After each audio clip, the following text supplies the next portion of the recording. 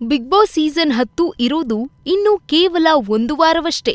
ಕಳೆದ ವಾರ ಯಾರನ್ನೂ ಎಲಿಮಿನೇಟ್ ಮಾಡದ ಕಾರಣ ಈ ವಾರ ಮಿಡ್ ವೀಕ್ ಎಲಿಮಿನೇಷನ್ ಮಾಡಲಾಯಿತು. ಅದರಲ್ಲಿ ಶಾಕಿಂಗ್ ಎನ್ನುವಂತೆ ಬಿಗ್ ಬಾಸ್ನಲ್ಲಿ ಬೆಂಕಿ ಅಂತಲೇ ಫೇಮಸ್ ಆಗಿದ್ದ ತನಿಷಾ ಕುಪಂಡ ಎಲಿಮಿನೇಟ್ ಆಗಿದ್ದಾರೆ. ಸಖತ್ ಸ್ಟ್ರಾಂಗ್ ಎನಿಸಿಕೊಂಡಿದ್ದ ತನಿಷಾ ಎಲಿಮಿನೇಟ್ ಆಗಿದ್ದು ಸಹಜವಾಗಿಯೇ ಅವರ ಅಭಿಮಾನಿಗಳಲ್ಲಿ ಬೇಸರ ಮೂಡಿಸಿದೆ.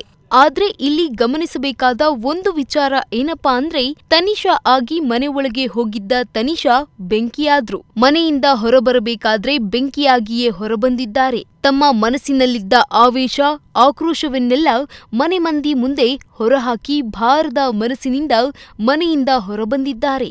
ಹೌದು, ಫಿನಾಲೆಗೆ ಬಂದೇ ಬರ್ತೀನಿ ಅಂತ ಸಖತ್ ಕಾನ್ಫಿಡೆಂಟ್ ಇಟ್ಟುಕೊಂಡಿದ್ದ ತನಿಷಾಗೆ ನಿನ್ನೆ ಬಿಗ್ ಬಾಸ್ ಕೊಟ್ಟ ಶಾಕ್ ಬರಸಿಡಿಲಿನಂತೆ ಬಂದು ಅಪ್ಪಳಿಸಿದಂತಾಯಿತು. ತನಿಷಾ, ನಿಮ್ಮ ಪಯಣ ಇಲ್ಲಿಗೆ ಮುಗಿಯಿತು ಎನ್ನುತ್ತಿದ್ದಂತೆ ತನಿಷಾ ಕಾರ್ತಿಕ್ ಕಡೆ ಮುಖ ತಿರುಗಿ, ನೀನೇ ಅಲ್ವಾ ನನ್ನನ್ನ ಎಲಿಮಿನೇಟ್ ಮಾಡಿದ್ದು, ಥ್ಯಾಂಕ್ಸ್ ಎಂದು ಹೇಳಿದ್ರು. ಬೆಸ್ಟ್ ಫ್ರೆಂಡ್ ಎನ್ನುತ್ತಿದ್ದ ಕಾರ್ತಿಕ್ಗೆ ಹೀಗೆ ಕೇಳ್ತಿದ್ದ ಹಾಗೆ ಒಂದು ನಿಮಿಷ ಗಾಬರಿಯಾಗಿಬಿಡ್ತು. ಇದು ಇಷ್ಟಕ್ಕೆ ನಿಲ್ಲಲಿಲ್ಲ.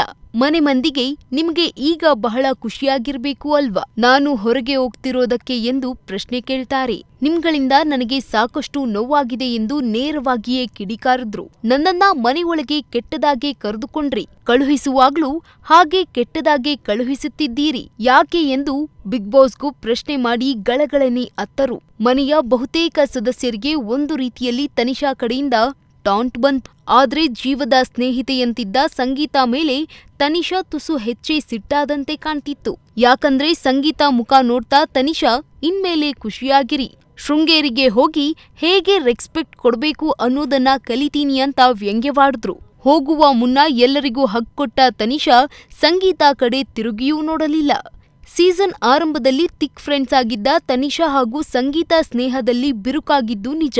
ಆದ್ರೆ ಸಾಮಾನ್ಯವಾಗಿ ಎಷ್ಟೇ ದ್ವೇಷ ಇದ್ರೂ ಮನೆಯಿಂದ ಹೊರಬರುವ ಸ್ಪರ್ಧಿಗಳು ಅದನ್ನೆಲ್ಲ ಮರೆತು ಮನೆಯಿಂದ ಬರ್ತಾರೆ. ಒಳಗಿರುವವರು ಕೂಡ ಅಷ್ಟೇ ಬೇಸರದಿಂದ ಅವರನ್ನ ಕಳುಹಿಸಿಕೊಡ್ತಾರೆ.